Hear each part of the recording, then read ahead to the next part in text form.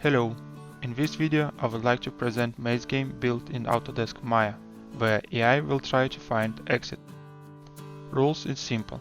We need to create text file, inside of this file we need to make maze.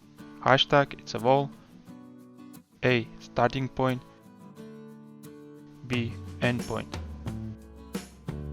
Current maze having two ways to get to the endpoint. One short way, second longer way. Maya, based on this text file, will build 3D maze model. AI will find the shortest path to the endpoint, and Maya will animate how to get from the A to the end.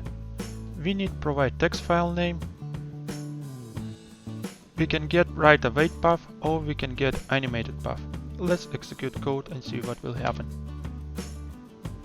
As we can see, every single hashtag become a wall, B point become a green, A point become a yellow cube. Let's press play and see what will happen. As we can see, AI had find a shortest path from the A to the B. Current example running on A* algorithm.